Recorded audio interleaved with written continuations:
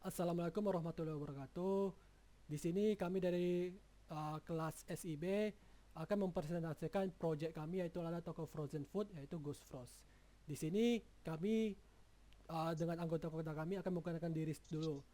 Perkenalkan, nama saya Doni Arman S. Perkenalkan, nama saya Muhammad Tariq Adikra. Perkenalkan, nama saya Muhammad Habibi. Dan di sini kita akan lanjutkan ke proyek kami yaitu adalah frozen food Ghost Frost. Next. Latar belakang untuk kami memilih tema Ghost Frost atau frozen food itu adalah frozen food terus mengalami pertumbuhan yang signifikan seiring dengan meningkatnya kebutuhan konsumen akan produk yang praktis, tahan lama, dan bergizi. Hal ini menciptakan peluang besar bagi pelaku usaha di bidang ini, namun juga tantangan dalam mengolah stok, transaksi, dan laporan penjualan secara efisien. Pengelolaan yang masih manual menjadi tantangan utama ya bagi para pelaku bisnis di bidang ini sehingga kami mengembangkan sebuah aplikasi yang bernama Goose Frost yang dapat membantu pelaku usaha dalam pengelolaannya. Next.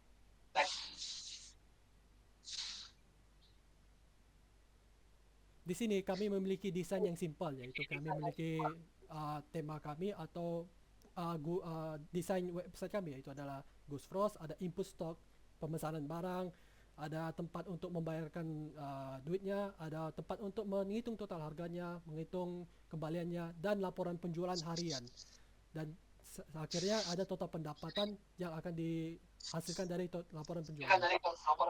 Next.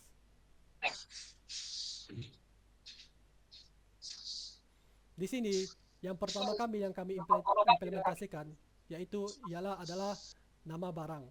Di nama barang ini kita akan mendapatkan memilih banyak-banyak hal seperti isinya ada sosis, ada nugget, ada dimsum dan lain-lainnya. Di sini kami membuat ada 5 barang yang bisa kami pilih, yang bisa pelanggan pilih dari frozen food tersebut. Kita bisa lihat dari kode tersebut. Next. Di sini kita bisa ngelihat kelas barang. Kelas barang ini kita membuat setter dan getter ya, begitulah. Dan untuk mengambilkan data-data dari barang-barang yang ada di frozen food tersebut. Next. Di sini kita bisa ngelihat kodenya jika nama barangnya valid atau nama barangnya ada, maka bisa kita tambah ke barang tersebut.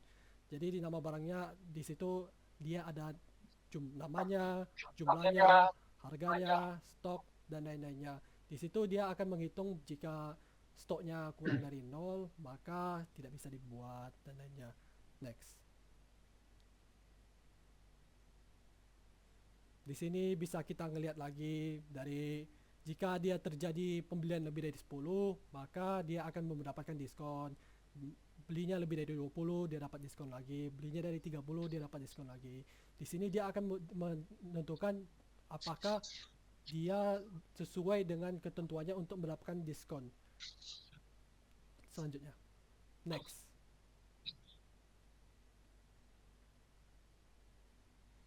Selanjutnya kita ada untuk tombol simpan. Di tombol simpan ini dia untuk menyimpan stok atau menyimpan jumlah barang yang kita masukin. Misalnya kita memilih kayak nama barang sosis. Di nama barang sosis ini kita menambah 1, 2, 3 dan kita simpan.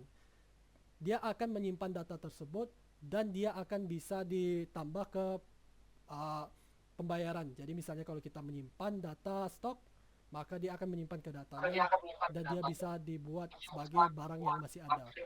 Ini bisa dilihat dari uh, jika barangnya tidak ada di stok kami atau barangnya tidak ada di tempat kami, maka barangnya tidak valid ataupun barangnya tidak sesuai atau error. Nanti error dia. Jadi jika kita memilih stoknya kurang dari 0, maka dia ada error stok tidak boleh kurang dari 0. Dan itu dan jika stoknya kita pencet atau kita simpan, maka dia akan mengeluarkan berhasil dan dia akan ngereset semuanya dari 0 dan dia akan menyimpan. Selanjutnya, next. Baik, selanjutnya adalah combo box dari nama barang. Jadi pada nama barang ini kita menggunakan drop down atau combo box, yang dimana itu terdapat sebuah metode yaitu combo nama barang action performat. Jadi dikarenakan di sini combo nama barang itu adalah drop down. Jadi ketika barang dipilih maka stok yang tersimpan tadi serta harga barangnya akan langsung ditampilkan. Jadi di sini kita menggunakan percabangan switch case yang dimana setiap barang ada memiliki harga masing-masing. Jadi ketika barang dipilih maka harga langsung akan ditampilkan. Jadi di sini juga terdapat sebuah percabangan apabila nama tidak valid maka akan muncul option pen bahwasanya pemberitahuan nama barang tidak valid. Lalu di sini terdapat sebuah looping untuk mencari stok barang. Apabila stok tersebut habis maka akan muncul option pen. Dan jika barang tidak tersedia maka juga akan muncul option pen. Selanjutnya adalah tombol add. Pada tombol add ini kami memberikan sebuah metode yaitu TBL pindah action to format.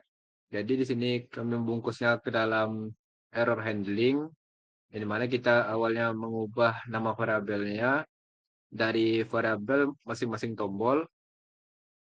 Lalu di sini kita memberikan sebuah percabangan apabila inputannya tidak valid atau apabila seluruh barang yang diisikan kosong, maka akan muncul option pen bahwasanya inputan tidak valid.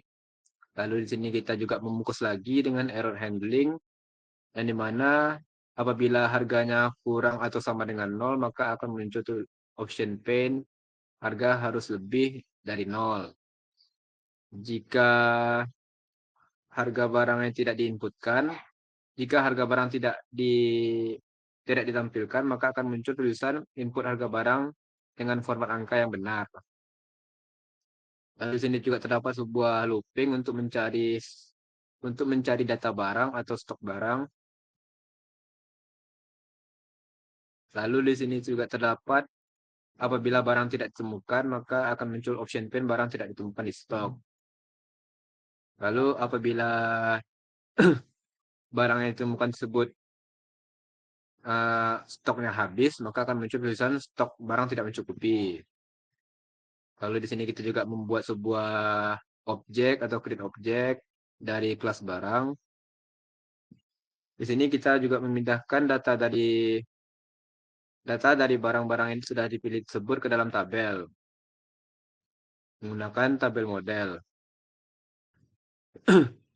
Lalu di sini juga terdapat sebuah operation matematika yang dimana untuk mencari total harga dari barang tersebut dengan mengalihkan harga barang dengan jumlah yang dipilih. Selanjutnya yaitu codingan yang terdapat pada combo box dan uang yang dibayarkan. Jadi pada uang yang dibayarkan ini terdapat beberapa metode, yaitu yang pertama ada metode initialize drop down values, di mana metode ini berfungsi untuk memberikan nilai-nilai mata uang kepada drop down tersebut, di mana terdapat beberapa pecahan seperti 100.000, 50.000 sampai dengan 100 perak. Dan nantinya pecahan tersebut akan ditampilkan di menu drop down.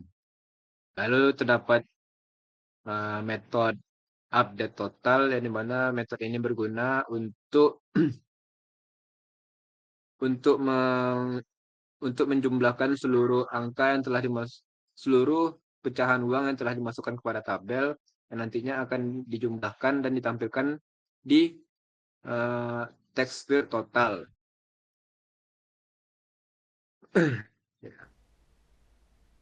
Lalu di sini juga terdapat metode setup tabel yang berguna untuk membaca setiap pecahan, setiap row atau baris yang terdapat di tabel tersebut, yang nantinya akan dijumlahkan. Terima kasih terhadap Muhammad Torik. Selanjutnya yang akan dijelaskan selanjutnya oleh Muhammad Habibi. Untuk Muhammad Habibi disilahkan. Saat ini kita akan membahas tombol add. Next. Nah, dalam codingan ini terdapat metode btn add action perform, yang dimana dia akan memunculkan pecahan uang yang dipilih dan juga jumlah pecahan uang yang dipilih itu masuk ke dalam ditampilkan ke dalam tabel. Next.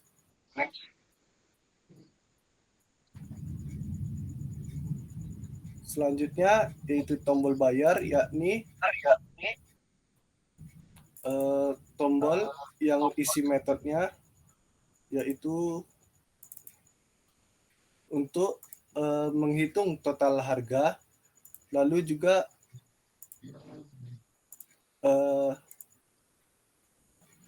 menghitung total harga dan juga untuk memunculkan jumlah uang yang dibayarkan dan juga total harga dari barang yang dibeli. Lalu terdapat next. Di sini juga terdapat tombol batal yang dimana tombol batal ini berfungsi sebagai untuk membatalkan pembelian yang terdapat yang sudah diisi sebelumnya, yakni di nama barang, harga barang, dan juga isi dari tabel pecahan uang dan juga tabel dari barang yang dibeli, sehingga semua di-set kembali menjadi 0. Next. Ini dia metode yang digunakan dalam tombol batal untuk mengosongkan kembali jumlah barang yang dibeli dan juga mengembalikan stok barang yang sudah dipesan dari input nama barang tadi. Next. Lalu ada tombol selesai. Pada metode tombol selesai ini terdapat metode yakni untuk jumlahkan seluruh total keseluruhannya, lalu juga untuk menampilkan G-option pen, yakni berupa resep ataupun struk belanja. Next. Lalu di sini yakni untuk memunculkan dan juga memasukkan barang-barang yang sudah dibeli ataupun barang-barang yang sudah dipesan serta uang yang dibayarkan masuk ke dalam laporan dan juga masuk ke dalam total pendapatan. Next. Terima kasih atas Muhammad Habibi telah menjelaskan bagian dia. Terima kasih telah mendengarkan presentasi proyek kami. Jika ada kesalahan dari apa yang kami bicarakan ataupun ada kesalahan dari visualisasi yang kami berikan, mohon dimaafkan. Terima kasih. Wassalamualaikum warahmatullahi wabarakatuh.